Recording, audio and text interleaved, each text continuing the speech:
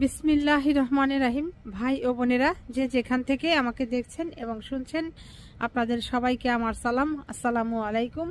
আশা করি আপনারা ভালো আছেন, আমিও ভালো আছি। UK property gossip by Tasmina YouTube চ্যানেলের পক্ষ থেকে জানাই শুভেচ্ছা।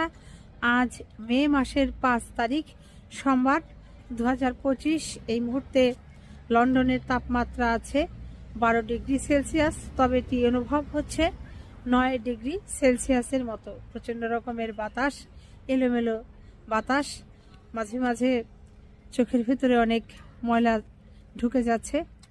তো যা হোক, আজ আসলে ব্যাংক হলিডে, সরকারি প্রতিষ্ঠান, অনেক বেসরকারি প্রতিষ্ঠান বন্ধ। তো আমি এসেছি মূলত সেন্ট্রাল লন্ডনে একটি জায়গা, অ্যাড্রেস খুঁজে বের করে সেটি দেখলাম, চিনে গেলাম। এখানে আমাকে আগামী মাসে আবার আসতে হবে, তো আগেই জায়গাটি চিনে নিলাম যে কোথায়, কিভাবে সেই ভবনটি, কোন স্টপে আমাকে নামতে হবে, কতটুকু হাঁটতে হবে, অর্থাৎ পূর্ব প্রস্তুতি যাকে বলে সেটি নিয়ে রাখলাম। তো যা হোক, আজ যে ব্যক্তিকে নিয়ে কথা বলতে চাচ্ছি তার নাম হচ্ছে খন্দকার এনায়েতুল্লাহ। এখন এই নামটি বলার পর অনেকেই হয়তো চিনতে পারছেন, আবার অনেকেই হয়তো চিনতে পারছেন না।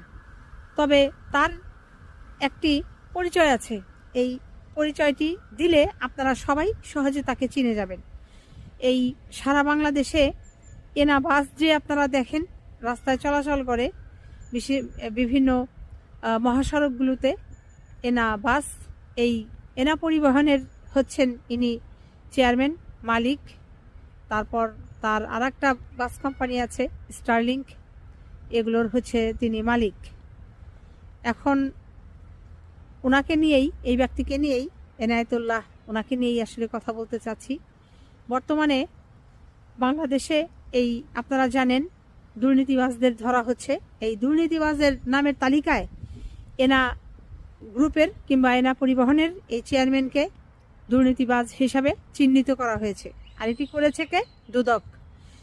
গত 5ই আগস্ট 2024-এ শেখ হাসিনা ভারতে পলায়ন করবার পর এই এক এক করে শেখ হাসিনার যারা এই যে আওয়ামী ঘেঁষা ব্যবসায়ী, 15-16 বছরে শুধু আওয়ামী লীগের দোহাই দিয়ে বিভিন্ন ব্যাংকে গিয়ে লক্ষ লক্ষ টাকা এই ঋণ নিয়েছে, কিন্তু সেই ঋণ পরিশোধ করেনি। তো এরকম ঋণ খেলাফি যারা আছে, এই সকল ইচ্ছাকৃতভাবে যারা ঋণ খেলাফি হয়েছে, দুর্নীতিবাজ, চোর ডাকাত টাইপের লোকদেরকে খুঁজে খুঁজে বের করা হচ্ছে। এই খন্দকার এনায়েতুল্লাহ, ওনার নামেই হচ্ছে এনা কোম্পানি, যার অধীনে সারা বাংলাদেশে 190টি বাস আছে। এবং এর ভিতরে যে এত দুর্নীতি, এটা কল্পনার বাহির। এখন আপনাদেরকে বললে আপনারা হালকা পাতলা বুঝতে পারবেন যে মানে এই এনা কোম্পানির বাসের মালিক কি পরিমাণ মানে বড় রকমের, এটাকে চোর বলবেন না ডাকাত বলবেন, এখন আপনারা সেটি কমেন্ট করে জানায়েন। এই এনা পরিবহনের মালিক খন্দকার এনায়েতুল্লাহ, ওনার স্ত্রী নার্গিস, পুত্র নিলয় এবং কন্যা নিশি, এদের সবার নামেই বাংলাদেশের বিভিন্ন ব্যাংকগুলোতে কোটি কোটি নগদ অর্থ তারা জমা রেখেছে এবং বিদেশেও পাচার করে দিয়েছে। এখন উনি একজন ব্যবসায়ী, ওনার অর্থ থাকতেই পারে, কিন্তু এর ভেতরে অনেক কিন্তু রয়ে গেছে। আর সেই কিন্তুটা হচ্ছে এরকম যে খন্দকার এনায়েতুল্লাহ তিনি আওয়ামী লীগের একজন বড় মাপের নেতা। আর যতটুকু না সে বড় মাপের নেতা, তার চাইতে বড় হলো যে তিনি আওয়ামী লীগের সব বড় বড় রাঘব বোয়াল টাইপের যারা নেতা আছে, অনেক মন্ত্রী আছে, এমপি আছে, এগুলোর ছত্র ছায়ায় থেকে তিনি সারা বাংলাদেশে এই মানে বিশাল ব্যবসা জোড়া দিয়েছে। সারা বাংলাদেশে তিনি এই এনা পরিবহনের ব্যবসা প্রতিষ্ঠান করে তুলেছেন।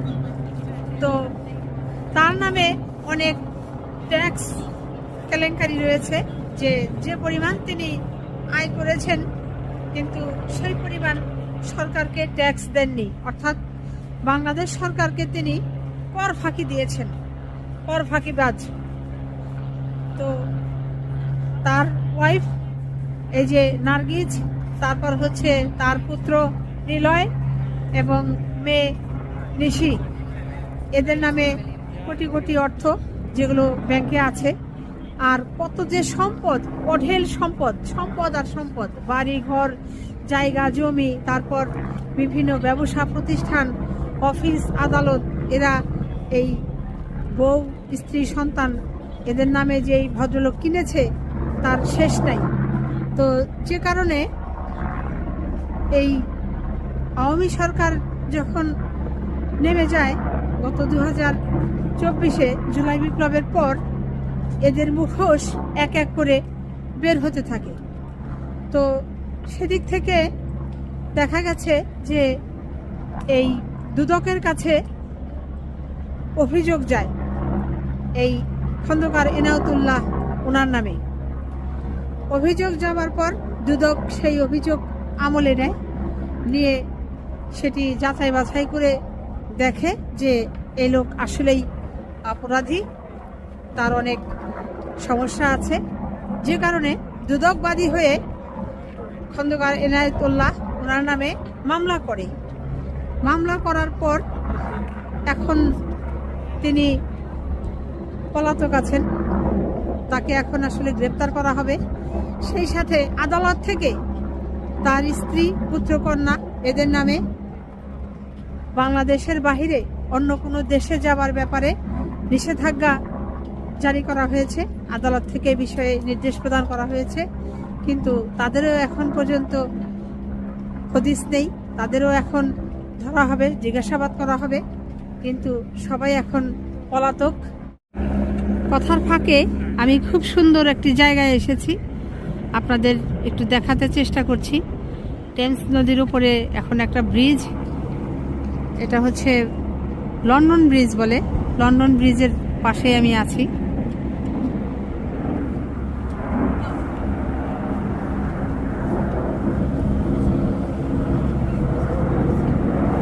অনেক বেশি শব্দ, যে কারণে কথা বলছি না। আকাশে হেলিকপ্টার শব্দ করছে, উঠছে, তারপর বেশ কয়েকটি প্লেনও যাচ্ছে, যে কারণে শব্দ আর শব্দ।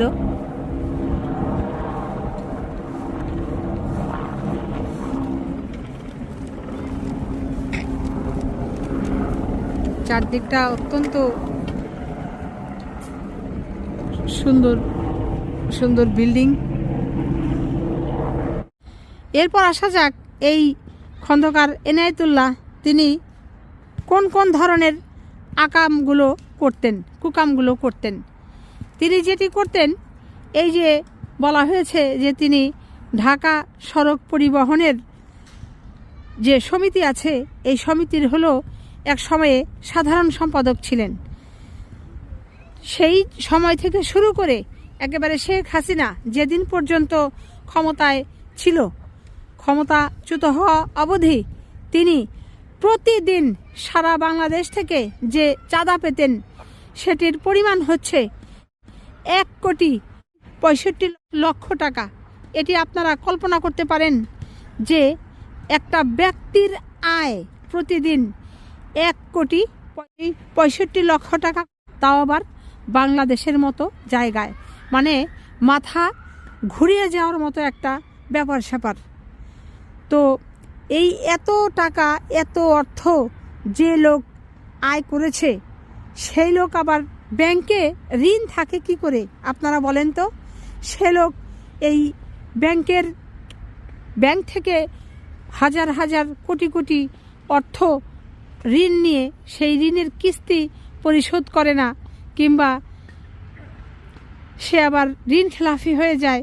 এই ধরনের লোক কি পরিমাণ মানে জঘন্য লোক হতে পারে, বাটপার হতে পারে, কোন লেভেলের বাটপার হলে এই ধরনের কার্যকলাপ করতে পারে আপনারা বুঝেন। এই সমস্ত লোক কি মানে দেশপ্রেমিক লোক? এরা কি ভালো ব্যবসায়ী? এরা কোন টাইপের লোক আপনারা তাহলে বুঝেন। তো এখন মনে করবেন না আপনারা যে এই খন্দকার এনায়েতুল্লাহ এই যে প্রতিদিন 1,65,00,000 টাকা করে যে সে চাঁদা আদায় করেছে, তার নিজের পকেটেই শুধু সেটি এসেছে। এখান থেকে অনেক অর্থই চলে গিয়েছে এই শেখ হাসিনা এবং শেখ রেহানার পকেটে। তারপর কিছু অর্থ চলে গিয়েছে, প্রতিদিনের অর্থ চলে গিয়েছে ওই ডিবি হারুন, তারপর গোয়েন্দা সংস্থার যারা অসৎ কর্মকর্তা কিছু ছিল তাদের পকেটে, তারপর বিভিন্ন থানা পুলিশ তো আছে এদের পকেটে। মানে প্রত্যেকটা টার্মিনাল থেকে গাবতলী, সায়দাবাদ থেকে শুরু করে সারা ঢাকায় এবং পুরো বাংলাদেশে যতগুলো এই বাস টার্মিনাল আছে, প্রত্যেকটা বাস টার্মিনালে আপনারা একটু খেয়াল করে দেখবেন যে বাস যখন আসে টার্মিনালে তখনও একটা অর্থ তাদেরকে দিতে হয়, এবং বাস যখন টার্মিনাল ছেড়ে দূরপাল্লায় চলে যায় তখনও একটা অর্থ এই সমস্ত চাঁদাবাদ বাসদের দিতে হতো। তো কি পরিমাণ অর্থ তারা মানে প্রতিদিন কামাই করত। এখন এই শেখ হাসিনা চলে যাবার পর এই সমস্ত দুর্নীতির খবরগুলো এক এক করে আমাদের সাধারণ মানুষদের কানে আসছে, আমরা জানতে পারছি। জানতে পেরে আমরা খুব আসলে মর্মাহত হচ্ছি যে বাংলাদেশটা কিভাবে তারা মানে শাসনের নামে, ক্ষমতায় বসে শাসনের নামে শোষণ করেছে, দেশের সাধারণ মানুষের একেবারে রক্ত চুষে খেয়ে শেষ পর্যন্ত যার যার মতো পালিয়ে চলে গেছে। কথার মাঝখানে একটু খেলা দেখিয়ে নেই। আসলে আমি এখন একটা পার্কের ভেতরে আছি, তো ভাবলাম যে পার্কে হাঁটি আর আপনাদের সাথে একটু এই বিষয়টা নিয়ে কথা বলি।